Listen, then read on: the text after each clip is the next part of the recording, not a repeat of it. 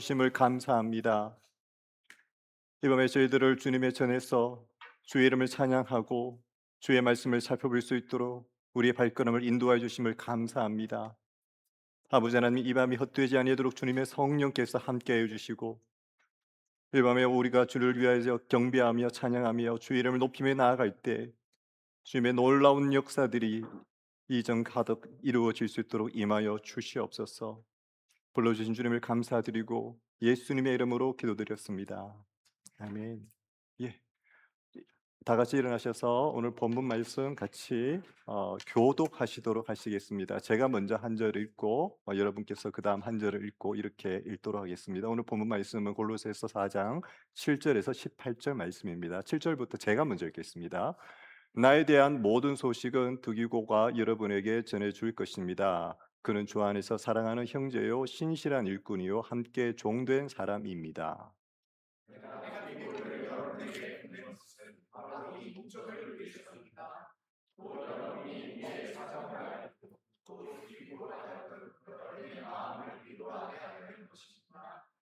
신실하고 사랑받는 형제인 오네시모도 함께 보냅니다. 오네시모는 여러분에게서 온 사람입니다. 그들이 이곳 사정을 여러분에게 자세히 알려드릴 것입니다.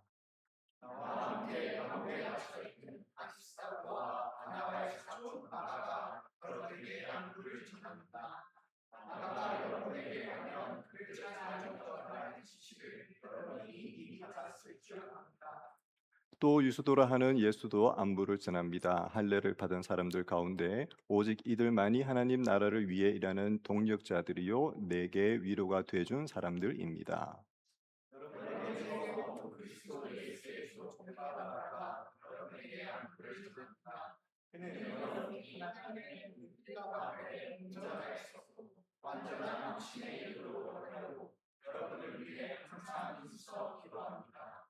에바브라가 여러분과 라오디게아에 있는 사람들과 히에라볼리에 있는 사람들을 위해 많이 수고하는 것을 나는 증언합니다.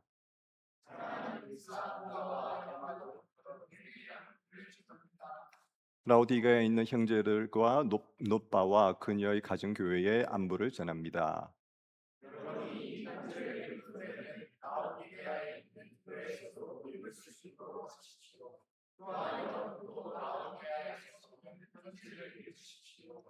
그리고 아키포에게 주 안에서 받은 임무를 유의해 완수하라고 일러 주십시오.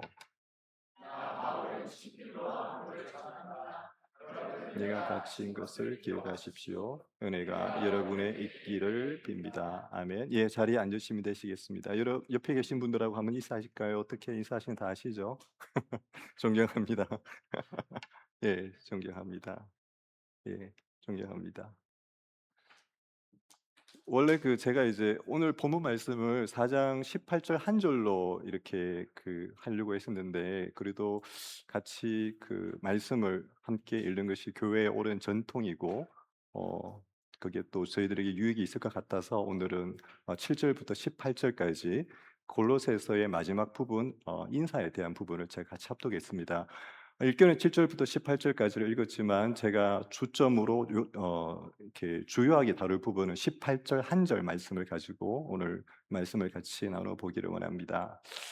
예전에 제가 한번 말씀을 드린 것 같은데 제가 30대 초반에 주식 책을 굉장히 탐독을 했었어요.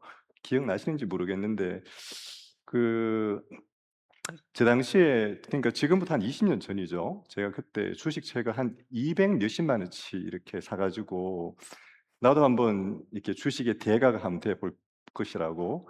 여러분들은 뭐 잘 아시는지 모르겠는데 뭐 캔들봉이 어쩌니 저쩌니 뭐 이렇게 갖가지 주식 비법 테크닉 이런 책들을 하고 이렇게 주식에 대한 책들을 제가 많이 탐독을 했었습니다. 뭐 이렇게 그리고 제가 이제 결론을 내렸죠. '아 이건 하면 안 되는 거구나.' 예. 제가 이렇게 주식에 대해서 공부를 하게 된 이유가 있습니다. 어떤 책을 한 권 봤는데 그 당시에 굉장히 센세이션을 일으켰던 책이 한 권 있었어요. 이름이 이제 부자 아빠, 가난한 아빠라고 혹시 여러분들도 읽어 보신지 모르겠습니다. 이게 1997 년에 로버트 기요사키라고 하는 어 일본 사람이 이제 찍었던 책인 것 같은데 이게 그 당시에 굉장히 큰 센세이션을 일으켰었어요. 그래서 이제 100개 나라 정도에서 아마 4천만 부 이상이 팔린 뭐 그 당시로는 정말 최고의 베스트셀러가 된 책이었습니다. 이 책에 보면은 이제 뭐 좋은 학력을 가지고 있지만 늘 돈에 쪼달려서 이렇게 살아가는 가난한 아빠랑, 그다음에 뭐 초등학교 중퇴 별 학력은 좋지 않지만 금융 원리를 독학해서 거대한 자산을 일구었다고 하는 부자 아빠, 이런 사람에 대한 대비를 이루면서 이 책에서 하는 이야기가, "나는 자산을 키우는 이유가 돈이 많다고 자랑하기 위해서가 아니다. 그 자산이 나에게 선택할 수 있는 자유를 주기 때문이다. 나는 더 이상 돈을 벌기 위해 아침 일찍 출근하지 않아도 된다. 일하고 싶을 때 일하고 쉬고 싶을 때 쉴 수 있는 자유가 진짜 부의 가치다." 이 책에서 계속 일관되게 이야기하고 있는 이유가, 이 내용이 우리가 돈을 버는 것이 단순한 어떤 풍요로운 삶을 살기 위한 것이 아니고 결국은 자유를 얻기 위한 것이라고 이야기를 하고 있습니다. 그리고 제가 보기에 그 메시지가 아주 많은 사람들의 이 관심을 끌었던 것 같아요. 마치 올가매고 있는 이 쇠사슬과 같은 우리를 묶고 있는 것을 풀고 경제적으로 자유할 수 있다. 이 메시지의 한계가 전 세계 수백만의 사람들의 마음을 꼽게 되고, 그게 이 사람이 이제 베스트셀러를 만든 굉장히 큰 포인트였던 것 같습니다. 제가 이 말씀을 드리는 이유가, 인간은 누구나 다 이 자유롭고 싶고 무언가에 매이고 싶지 않은 그런 본능이 있는 것 같아요. 우리가 뭔가에 매이고 구속되고 그것들이 우리를 얼마나 비참하고 힘들게 만드는지에 대해서 너무 잘 알기 때문에, 경제적인 부분에서조차도 우리는 누군가가 이것이 나를 자유롭게 한다는 그 메시지가 있다면은 그 경제적인 부분도 다르게 해석하는 것 같아요. 이탈리아에 가면은 로마에 성 바오로 성당이라는 곳이 있다고 합니다. 성 바오로 성당에 가 보면은 이렇게 통로 쪽에, 북도 쪽으로 가는 쪽에 저렇게 동상이 한 개 서 있다고 해요. 성 바오로 성당이라서 이제 바울의 동상이 있긴 있는데, 정중앙에 있는 큰 동상 말고 다른 바울의 동상이 한 개 또 저렇게 있다고 합니다. 지금 보시면은 그냥 뭐 이렇게 한 사람의, 바울의 모습으로 동상이 이렇게 세워져 있는 것 같은데, 발을 조금 더 확대해서 보여 드리면은 바울의 발에 저렇게 쇠사슬이 걸려져 있는 모습으로 저 동상이 만들어져 있다고 합니다. 저 동상은 그 당시에 19 세기에 이탈리아에서 유명한 신고전주의 조각자였던 피에트로 테네라니라는 사람이 만든 작품이라고 합니다. 지금 보시면 아시겠지만 바울의 발에는 저렇게 착고가 쇠사슬이 이렇게 매여져 있고, 오른손에는 깃털로 된 펜을 들고 있다고 합니다. 그리고 왼손에는 바울이 적고 있는 서신서, 그러니까 감옥에서 적고 있는 서신서를 들고 있는 동상을 저렇게 피에트르 테레나니가 조각을 했다고 해요. 피에트르 테레나니가 저 조각을 하면서 보여주고자 했던 거는, 바울이 가지고 있는 어떤 양면성, 그러니까 그가 말씀을 증거하고 말씀을 적고 있는 그 감동적인 모습도 있지만, 그가 무거운 쇠사슬에 저렇게 매여져 있는 저 대비되는 모습을 강조하려고 저 조각을 만들었다고 합니다. 인간은 누구나 다 자유에 대한 그리움이 있고 누구나 다 자유를 향유하고 만끽하기를 원하는데, 우리가 잘 아는 성경에 유명한 이 사도 바울이라는 사람은 이 복음 때문에, 예수 때문에 오히려 매인받은 그런 사신이 되었다고 자기 자신을 이야기하고 있습니다. 에베소서 6장 19 절에서 20 절입니다. 제가 읽겠습니다. "또 나를 위해 기도하기를 내게 말씀을 주셔서 입을 열어 복음의 비밀을 담대하게 알릴 수 있게 해 달라고 기도해 주십시오. 내가 이것을 위해 사슬에 매인 사신이 됐습니다." 지금 사도 바울은 자신을 사슬에 매여 있는 대사, 사신이 되었다고 자신을 표현하고 있습니다. 저 당시에 사도 바울이 매여져 있고 감옥에 수감되어지고 저런 환경에 있는 저 로마 시대 때는 지금 우리가 생각하는 것과는 이 매이고 뭔가 이렇게 갇힌다는 것이 훨씬 더 강한 이미지를 가졌다고 합니다. 저 당시에는 누군가가 감옥에 갇히고 누군가가 이렇게 착고에 쇠사슬에 매인다는 것은 로마인들에게는 굉장히 불명예스럽고 수치스러운 것이기 때문에 사회적 가치를 완전히 상실한 이 불의한 자로 공식적인 낙인을 찍혔다고 합니다. 그 사람이 죄가 있든 없든 간에 그런 쇠사슬에 매인 사람과 친하게 지내는 것 자체가 그 친하게 지내는 사람의 가문의 명예요 수치로 여겨졌다고 해요. 뿐만 아니라 로마법에서는 이 연대 책임을 굉장히 강하게 물었기 때문에 혹시라도 내가 매여 있는 사람과 갇혀 있는 사람과 그 사람을 찾아가서 그 사람에게 내가 어떤 관계가 있는 것이 드러나게 되면은 나까지도 위험에 처할 수 있기 때문에 심지어 가족이라도 어떤 사람이 무언가 어떤 일로 인해서 매이게 되고 감옥에 들어가게 되면은 가족까지도 인연을 끊고 철저하게 관계를 끊었다고 해요.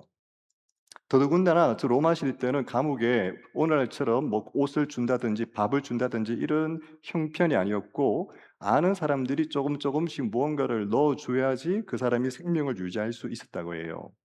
이런 상황에서 그 사람을 위해서 찾아가서 무언가를 도움을 주고 이러다가 자신까지 위험에 처해질 수 있기 때문에 많은 사람들이 감옥에 있거나 매여 있는 사람들과는 교제를 끊고 관계를 끊었다고 합니다.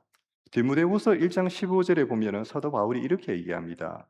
디모데에게 너도 알다시피 아시아 지방의 모든 사람이 나를 버렸다. 그중에 부gel로와 허모게네가 있다. 사도 바울이 감옥에 갇히게 되고 바울이 사역 때문에 메인바 되었을 때 사람들이 바울을 버리기 시작합니다.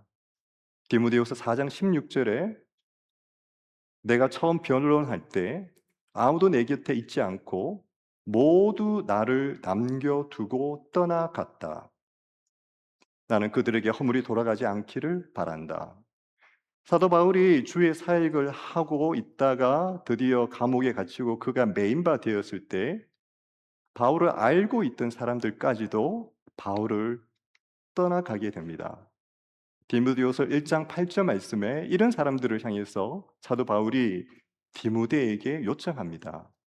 그러므로 너는 우리 주에 대해 증언하는 일이나 주를 위해 내가 죄수된 것을 부끄러워하지 말고 부끄러워하지 말고 그러면서 디모데후서 1장 16절과 17절 말씀에 사도 바울이 이렇게 이야기합니다. 16절 말씀 다 같이 한번 읽어보겠습니다. 시작. 주께서 오늘 시브로의 집에 긍휼을 베푸시기를 빈다. 그는 내게 자주 기쁨을 주었고 또 내가 쇠사슬에 매인 것을 부끄러워. 지금 사도 바울이 이야기합니다. 오네시보로라는 사람을 이야기하면서 그 사람은 비록 내가 감옥에 있었지만 내게 자주 찾아와 주어서 기쁨을 주었고 내가 쇠사슬에 매여 있는 것을 부끄러워하지 않았다라고 이야기합니다. 사도 바울이 그리스도를 위해서 복음을 위해서 갇힌 바 되어지고 매인 바 되어졌을 때 많은 사람들이 그를 떠났지만 소수의 사람들은 사도 바울을 찾아오고 그를 위해서 자신의 위험이 있음에도 불구하고 사도 바울을 기쁘게 해주고 사도 바울을 기억하고 생각한 사람들이 있다고 바울이 이야기합니다. 히브리서 13장 3절 말씀 히브리서 13장 3절 말씀에 보면은 사도 바울이 히브리서 기자가 히브리서 13장 3절 말씀에 이렇게 이야기합니다. 여러분은 자신이 함께 갇혀 있는 것처럼 감옥에 갇힌 사람들을 기억하십시오. 여러분도 몸을 가진 사람들이니 학대받는 사람들을 기억하십시오. 히브리서 기자가 히브리서를 지을 때 상황은 그 유명한 로마의 네로 황제가 불을 일으키고 화재를 일으키고 그 모든 화재의 어, 그 누명들을 그리스도인들에게 돌리고 엄청난 박해를 하기 시작했을 때의 사건입니다. AD 60년대 중후반에 수많은 유대인들이 특별히 많은 유대인들이 기독교인으로 개종을 하였다가 네로의 핍박이 너무나 거세여서 오히려 다시 유대교로 되돌아가는 상황까지 일어나고 있었던 시대입니다. 저 시대에 그리스도인이라는 이유 때문에 그리스도의 신앙을 부정하지 않는다는 이유 때문에 많은 사람들이 감옥에 갇히게 되었는데, 히브리스 기자가 교인들에게 그 갇힌 사람들을 기억하라고 이야기하고 있습니다. 감옥에 갇힌 사람들을 찾아가는 것이 자신에게 신변의 위험이 될 수도 있고, 그 사람들을 안다고 하는 것이 또 다른 누군가에게는 부담이 되어질 수도 있는 상황에서도 히브리스 기자는 감옥에 갇힌 사람들을 기억하라고 이야기합니다. 오늘 그리고 골로새서 4장 18절 말씀에 사도 바울이 나 바울은 친필로 안부를 전합니다. 여러분은 내가 갇힌 것을 기억하십시오. 기억하십시오. 히브리서도 그렇고 골로새서도 그렇고 두 개 다 주를 위해 갇혀 있는 사람을 기억하라고 본문 말씀이 이야기하고 있습니다. 특별히 저기서 쓰고 있는 저 기억하라는 저 단어들은 물론 히브리서와 골로새서가 똑같은 단어들은 아니지만 의미상으로는 거의 동일한 단어들을 사용하고 있습니다. 헬라어 원어로 보면은 저 단어들은 현재 시제이면서 명령형이에요. 헬라어에서 현재 시제이면서 명령, 특별히 현재 시제는 뭔가 지속적이고 끊임없이 반복적으로 행동한다는 것을 의미합니다. 그러니까 한 번 그냥 생각하고 말라는 것이 아니고 마음에 늘 품고 깊이 묵상해라는 내용인 거죠. 근데 재미있는 것은 사도 바울이 자신의 서신서에서 내가 매여 있는 것을, 내가 갇혀 있는 것을 기억하십시오라고 직접적으로 편지의 마지막에 적고 있는 서신서는 골로새서밖에 없어요. 다른 어떤 서신서에도 사도 바울이 마지막 인사에서 내가 매여 있는 것을, 내가 갇혀 있는 것을 기억하십시오라고 적어져 있는 서신서는 골로새서 외에는 아무것도 없어요. 그렇다면 왜 골로새서에 사도 바울이 저렇게 자신이 매여 있는 것을 기억하라고 이야기하고 있을까요? 예전에 제가 저번에 한번 말씀을 지도를 보여드리면서 설명드린 것 같은데, 골로새 교회를 잠깐 다시 설명드리겠습니다. 골로새 교회는 오늘날로 치면은 터키 지역에 있는 교회예요. 터키 지역에 있는 교회인데 다음 사진을 보면 터키에서도 저렇게 서쪽으로 해안가 쪽에 지금의 골로새 교회가 예전에 그때 골로새 교회가 위치해 있습니다.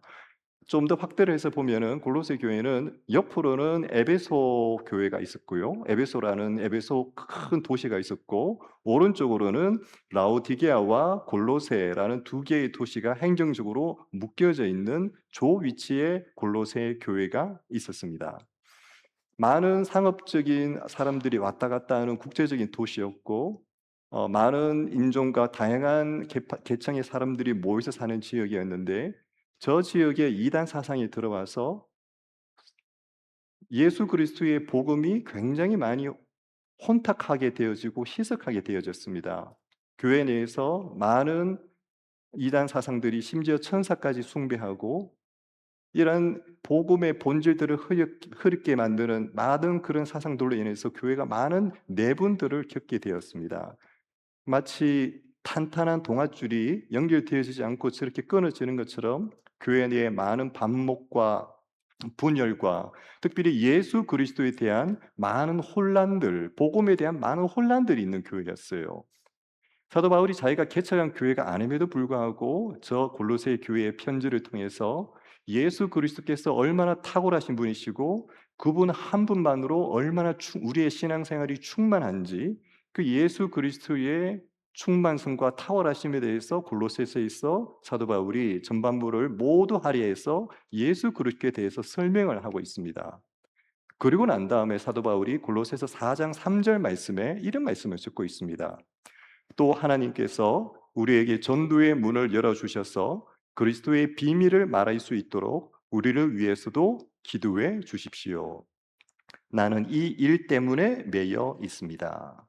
지금 골로새서 앞부분에서 사도 바울이 예수 그리스도가 얼마나 충만하시고 얼마나 존엄하시고 그분의 슈프리머시, 그분의 탁월하심이 어떤 것인지에 대해서 복음을 설명하고 난 다음에 4장 3절 말씀에서 사도 바울이 지금 자신이 매여 있다고 표현을 하고 있어요. 내가 지금 매여 있는데 그 이유가 그리스도의 비밀을 전하는 것 때문이라고 이야기하고 있습니다. 왜 사도 바울이 자신이 매여 있다는 것을 저기에서 지금 언급을 하고 있을까요? 말씀드렸다시피 골로새 교회에서는 예수 그리스도에 대해서 복음에 대해서 많은 회의적인 시각들과 그것보다 더 중요한 다른 우상, 다른 현실적인 것, 심지어 신비주의 같은 천사들 이런 것들이 더 탁월하고 우수하다고 생각하는 온갖 잘못된 신앙들이 있었는데 사도 바울은 지금 이야기합니다. 예수 그리스도의말로 정말 탁월하신 분이시고 그분이야말로 정말 신의 아들이시고 그분 안에서 만물이 지어졌고 그분 때문이라면은 내가 매여 있는 것조차도 나는 감수할 수 있다는 거예요. 그분으로 말미암아 그분의 일 때문이라면은 나는 매이는 것조차도 상관이 없다는 겁니다. 내가 그리스도의 비밀을 말하는 것 이것 때문에 지금 나는 매여 있다고 이야기하는 겁니다. 그리고 4장 18절 말씀에서 사도 바울이 똑같이 한 번 더 이야기합니다. 나 바울은 친필로 안부를 전합니다. 여러분은 내가 갇힌 것을 기억하십시오. 바울이 지금 갇힌 것을 기억하십시오라고 하는 저 갇힌 것이라는 것은 단순히 내가 무언가에 묶여 있고 무언가 불편한 상황이라는 것이 아니고 내가 복음을 위해서 내가 예수 그리스도를 위해서 갇혀 있는 것을 기억하라고 말하고 있는 겁니다. 그리고 사도 바울은 지금 골로새서의 마지막 4장 18절 부분에서 내가 갇혀 있는 이유는 그리스도 예수 때문이고 그분은 내가 갇혔으라도 복음을 증거할 수만 있다면은 내가 갇혔으라도 그리스도의 비밀을 전할 수만 있다면은 그조차도 의미가 있을 만큼 존귀하고 귀하신 분이시라는 것을 복음의 그 무게에 대해서 자신의 삶의 모습으로 골로새 교인들에게 지금 보여주고 있는 겁니다. 우리가 읽었던 골로새서 4장 7절에서 18절 말씀에 보면은 사람들의 이름이 저렇게 쭉 나옵니다. 뭐 두기고부터 라우디게아 교인들까지 많이 나오는데 저중에서 이미 골로새 교인들이 알고 있는 사람들이 얼마나 될까요? 오네시모라고 하는 사람이 나옵니다. 그리고 에바브라는 골로새 교회를 개척한 사람입니다. 그리고 논바라는 사람이 나오고요. 그다음에 아키뽀라고 하는 사람이 나옵니다. 그리고 골로새 교회 인근에 있던 라우디게아 교회에 대해서 사도 바울이 또 언급을 해요. 지금 보시면은 총 12개의 사람 또는 단체 포함해서 12명의 이름이 있는데 저중에서 총 5명, 총 4명과 1개의 공동체 무려 5명이나 되는 사람들의 이름은 이미 골로새 교인들에게 익숙한 사람들이에요. 무슨 말인가 하면은 지금 사도 바울이 골로새 교인들에게 당신들을 내가 개척하지는 않았지만 직접적으로 내가 당신들을 개척한 교인들은 아니지만 내가 이런 사람들을 알고 있다고 이야기하는 겁니다. 그 사람들을 통해서 사도 바울이 골로새 교회가 자신과 떨어져 있는 공동체가 아니고 한 몸인 공동체라는 것을 이야기하고 있는 겁니다. 골로새서 1장 24절과 25절에 보면은 사도 바울이 이렇게 얘기합니다. 이제 나는 여러분을 위해 받는 고난을 기뻐하며 25절 말씀에도 하나님의 말씀을 전파하기 위해 하나님의 경륜을 따라 내가 여러분을 위해 교회의 일꾼이 됐습니다. 골로새 교회는 사도 바울이 개척한 교회가 아니에요. 그런데 왜 사도 바울은 지금 골로새 교인들에게 편지를 전하면서 골로새 교인들을 위해서 받는 고난이라고 표현하고 있고 골로새 교인들을 위해서 사도 바울이 교회의 일꾼이 됐다고 이야기합니다. 뿐만 아니라 골로새서 2장 1절 말씀에 보면은 여러분과 라우디게아에 있는 사람들과 내 얼굴을 직접 본 적이 없는 사람들을 위해 내가 얼마나 수고하고 있는지 여러분이 알기를 원합니다. 지금 골로새 교인들을 사도 바울이 직접 얼굴로 본 것이 아니에요. 그럼에도 불구하고 사도 바울은 여러분들을 위해 내가 얼마나 수고하고 있는지 여러분이 알기를 원합니다라고 이야기해요. 얼굴을 본 적도 없는 사람들인데 그 사람들을 위해서 내가 얼마나 수고하고 있는지 여러분이 알기를 원한다고 말하고 있는 겁니다. 왜 사도 바울이 골로새 교인들에게 자신과 골로새 교인들이 모두 알고 있는 사람들의 이름을 마지막에 열거를 하고 뿐만 아니라 골로새서 1장과 2장에서 왜 골로새 교인들을 위해서 자신들이 이런 수고를 한다고 이야기하고 있을까요? 마치 우리가 옆에 있는 사람의 손을 붙잡고 기도하는 것처럼 지금 사도 바울이 4장 18절 말씀에 내가 매여 있는 것, 내가 갇혀 있는 것을 기억하라고 하는 저 갇힘은 사도 바울 개인의 것이 아니라는 겁니다. 내가 매여 있는 거, 내가 갇혀 있는 거, 골로새 교인들을 위한 것이고 골로새 교인들이 갇혀 있고 매여 있는 거와 동일하다는 거예요, 지금.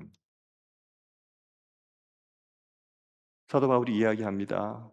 예수 그리스도께서 얼마나 존귀하시고 얼마나 주의 주 되시고 왕 되신 분이신지를 설명하고 그분을 위해서라면은 내가 갇혀 있는 곳조차도 내가 이렇게 매여 있는 곳조차도 너무 값지다고 몸으로써 보여주고 뿐만 아니라 내가 이렇게 매여 있는 것이 골로새 교회 당신들에게 당신들이 나를 얼굴로 직접 보지는 못했지만 내가 매여 있는 것, 내가 갇혀 있는 것 당신들을 위해서 내가 함께 당신들과 함께 갇혀 있는 거라고 사도 바울이 이야기하고 있습니다. 좀 전에 읽었던 히브리서 말씀과 지금 읽었던 골로새서 말씀, 갇힌 자들, 주를 위해서 갇힌 자들을 기억하라는 것은 우리 교회에서 초대 교회 때부터 2000년이 넘는 시간 동안 정말 교회의 귀한 가치로 여겨졌고 수많은 교회의 초대교회 사람들이 이 말씀들을 지키려고 애쓰고 노력했었어요. 앨런 크라이드라는 사람이 지었던 Passion the Torment라고 하는 책이 있습니다. 저 책은 초대교회 때 로마 제국의 극심한 박해와 거부 속에서도 어떻게 그렇게 기독교가 폭발적으로 성장할 수 있었는지에 대해서 다루고 있는 책이에요. 저 책에 보면은 이런 문구가 나옵니다. 기독교인들은 그들 가운데 누군가가 메시아의 이름 때문에 감옥에 갇히거나 억압을 당했다는 소식을 들으면 그들은 모두 함께 그의 필요를 공급하고 만약 그를 풀어줄 수 있는 가능성이 있다면 반드시 그렇게 했다고 기록이 되어져 있어요. 초대교회 문서에. 그리고 교회 역사학자이고 유명한 교회사 교수였던 제러드 시처스라는 분이 적으신 Water from a Deep Well이라는 책이 있습니다. 저 책도 초기 기독교 선교사들로부터 현대 선교사들까지 2000년 교회사 속에서 교회의 영성과 그 귀한 가치관에 대해서 적고 있는 책인데 저 책에도 이런 내용이 있습니다. 그리스도인들이 가치 있는 목적을 위해 헌금을 사용한 방식에 대해 테로톨리아누스라는 사람이 이렇게 기록을 했다고 해요. 그리스도인들은 가난한 사람들을 위해서 그들의 헌금을 사용하고 그들의 장례를 치러주는 데 사용하고 하나님의 교제, 하나님의 공동체를 위한 신앙 때문에 고난을 받는 경우 그 사람의 감옥에 갇힐지라도 그 갇힌 사람들을 위해 자신들의 헌금을 사용했다고 이야기합니다. 제가 좀 전에 말씀드렸지만 일반 로마 제국에서는 일반 로마 사람들은 누군가가 감옥에 갇히고 그 사람이 억울하든 억울하지 않든 간에 매임을 받게 되면 철저하게 관계를 차단하고 그 사람과는 더 이상 교제하지 않고 그 사람들을 철저하게 자기 공동체에서 분리시켰어요. 그런데 그리스도인들은 달랐어요. 자신들의 신앙 때문에 억울하게 자신들의 그 신앙 때문에 고 감옥에 갇히거나 매임받은 사람들을 위해서라면은 어떠한 위험을 감수하고도 그들을 서포트하고 그들과 함께 했었다고 이야기합니다. 다시 한번 오늘 골로새서 4장 18절 말씀이 우리에게 이렇게 얘기합니다. 나 바울은 친필로 안부를 전합니다. 여러분은 내가 갇힌 것을 기억하십시오. 여러분은 내가 갇힌 것을 기억하십시오. 주의 일을 위해 주의 사익을 위해 주를 증거하는 그 신앙 때문에 매인 자들을 기억하는 것. 주의 복음이 얼마나 진실되고 주의 복음이 얼마나 준엄한지 그 복음의 무게를 우리에게 깨우쳐 주시는 것이고 또한 그들의 매임이 그들 자신의 매임이 아니라 바로 우리를 위한 매임이라는 겁니다. 그리고 그들을 기억하는 것, 주를 위해서 매여 있는 그 사람들을 우리가 기억하고 그들을 섬기는 것은 초대교회 때부터 2000년 넘는 역사 동안 교회에서 신실하게 지켜온 하나님의 말씀이었다는 겁니다. 특별히 저는 이 말씀을 생각할 때마다 선교지에 있는 선교사님들이 많이 기억이 나고 생각이 나요. 우리는 보통 선교라고 하면은 선교지에 나가 있는 선교사님들만 생각할 수도 있는데, 선교사님들뿐만 아니라 그분들을 후원하고 파송하고 있는 후원 교회, 파송하고 있는 선교사, 이 역할에 대해서 너무 많이 간과하는 것 같습니다. 와인 미션이라고 하는 그 유명한 책이 있죠. 단기 선교 가기 전에 많이 공부도 하고 가는 책인데, 저 책에 보면 이런 내용이 있습니다. 한 명의 선교사가 현장에 나가기 위해서는 보통 10명에서 30명의 보내는 선교사가 필요하고, 실제로 많은 헌신자가 선교의 헌신자가 있음에도 불구하고 선교를 나가지 못하는 주된 이유 중에 하나가 바로 보내는 자가 없기 때문이라고 저 책에서는 이야기하고 있습니다. Transforming Mission이라고 데이비드 보시라고 하시는 선교학자가 지은 책이 있습니다. 굉장히 유명한 선교학계의 책인데, 저 책에 보면은 선교의 역사에 대해서 언급하면서 이런 내용이 나와요. 예전에 중세 시대 때만 해도 누군가를 선교로 보내고 선교사로 파송하는 것은 굉장히 큰 권위를 가진 교황이나 어떤 뭐 주교 큰 단체, 권위를 가진 단체에서만 할 수 있던 일로 여겨졌다고 합니다. 그런데 종교 개혁이 일어나고 현대 이 선교의 패러다임이 변화되어지면서 나타나는 가장 큰 특징 중에 한 개가 바로 개 지역 교회가 1차적인 선교의 대리자가 되어지고, 자발적으로 개 교회와 선교 단체들이 그러한 권위가 없음에도 불구하고 선교사들을 파송할 수 있는 자유가 부여되어졌다는 거예요. 이 작은 교회에서 또는 작은 단체에서 우리의 이름으로 우리가 누군가를 후원하고 파송하고 그들을 위해서 서포트해 줄 수 있다는 것이 중세 교회 때만 해도 상상할 수 없었던 그런 일들이 지금 현대 교회에서는 일어나고 있다는 거죠. 저런 선교의 패러다임의 변화로. 사무엘상 30장에 보면은 부솔 시내라고 하는 시내가 이야기가 나옵니다.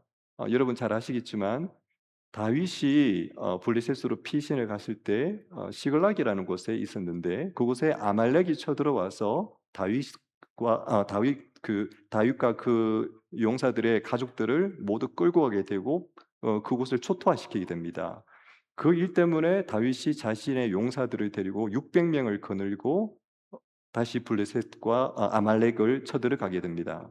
그리고 그 600명이 쳐들어갔을 때 400명은 저 부솔 시내를 지나서 다윗과 함께 전쟁에 임했지만, 200명은 너무나 지쳐서 저 부솔 시내를 지나지 못하게 됩니다.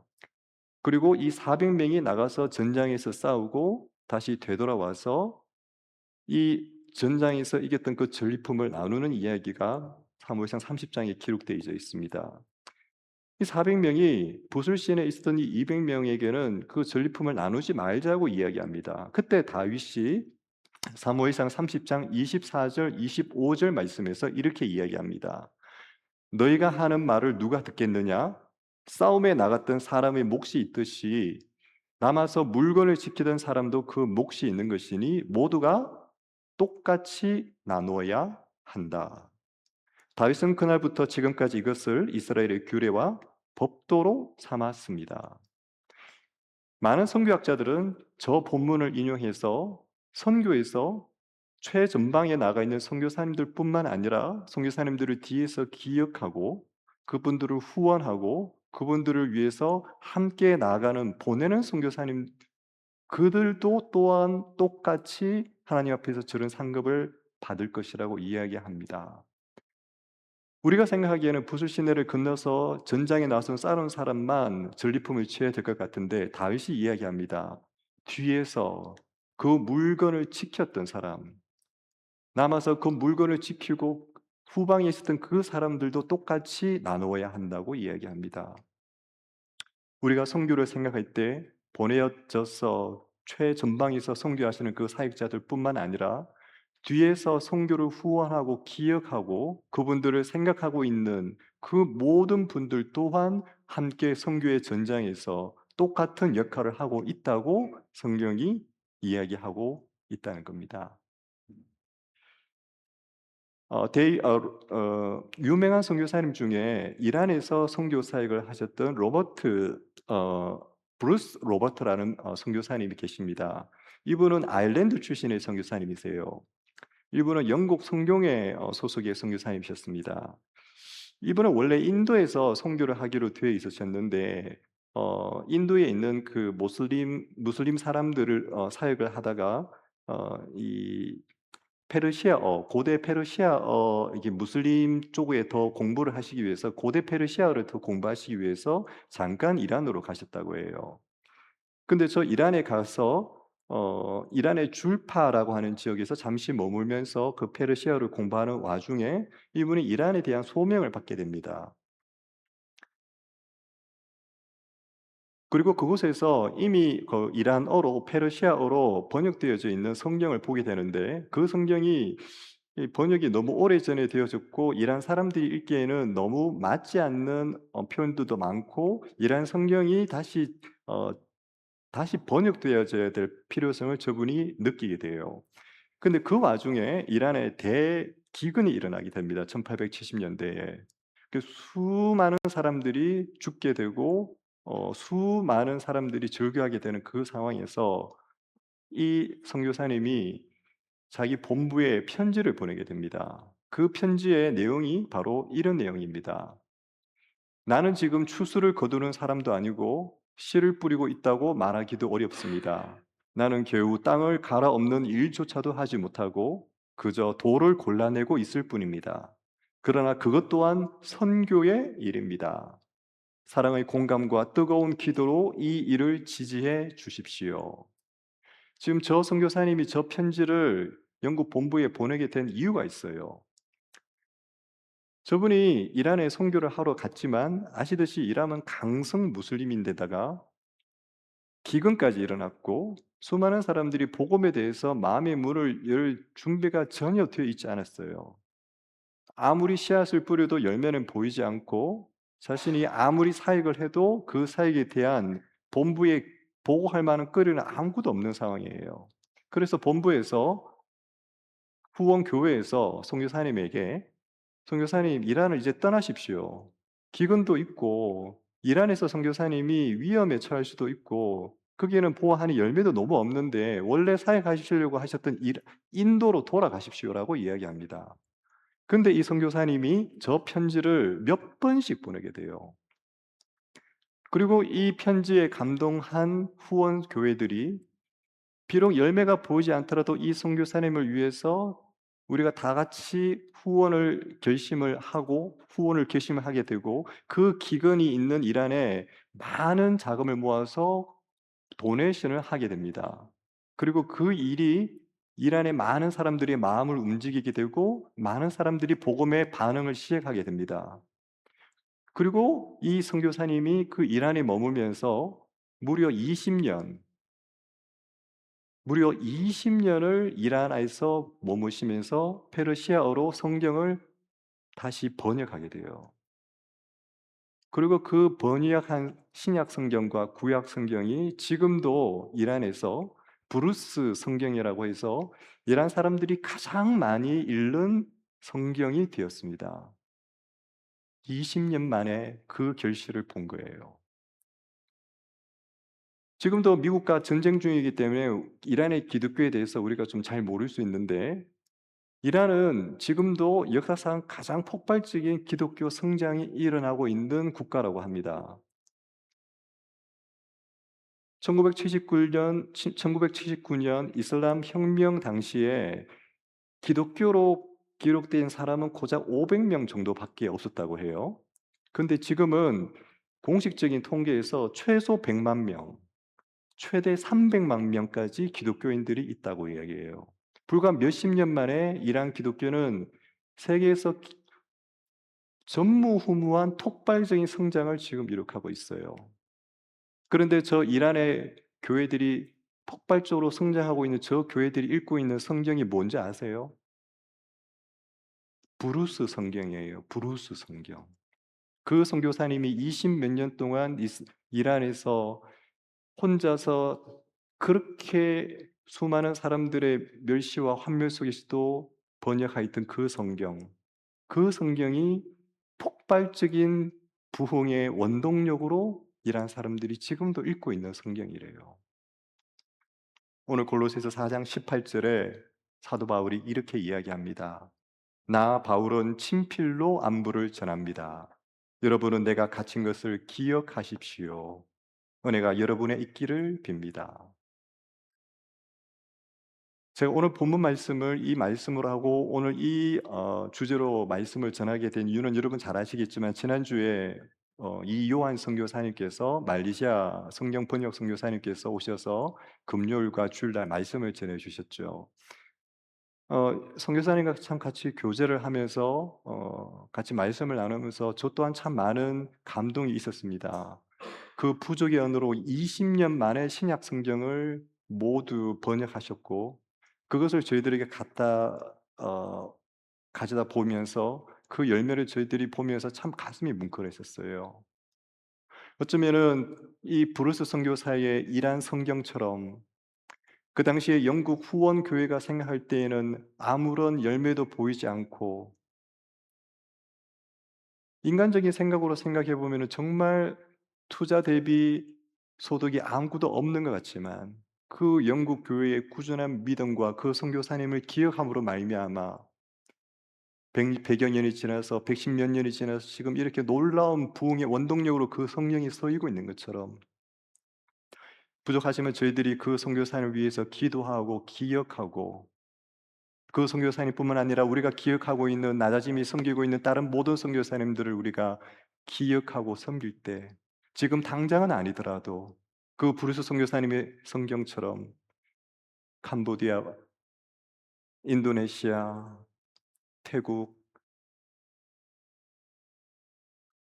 그 모든 우리가 섬기고 있는 그 나라들마다 지금 당장은 아니지만 하나님의 때에 하나님의 방법으로 그런 놀라운 일들이 우리 교회를 통해서 일어날 줄로 믿습니다. 그리고 그 일에 우리가 쓰임 받기를 원하고 오늘 사도 바울이 이야기했던 것처럼 여러분은 내가 갇힌 것을 기억하십시오. 비록 사람들은 갇힌 사람들을 수치스러워하고 멀리하였지만 바울은 이야기합니다. 여러분들은 나를 기억하십시오. 우리가 지금 기도해야 될 기도 제목들도 많고 우리가 오늘 이 밤에 가지고 온 소망함도 많고 소원들도 많겠지만 오늘 이 밤에는 우리가 섬기고 있는 그 선교사님들, 특별히 지난주에 오셨던 그 말레이시아 그 부족들, 우리가 섬기고 있는 그 교회들을 위해서 우리가 한번 같이 기도하고 그분들을 주님께 올려드리기를 원합니다. 함께 찬양하며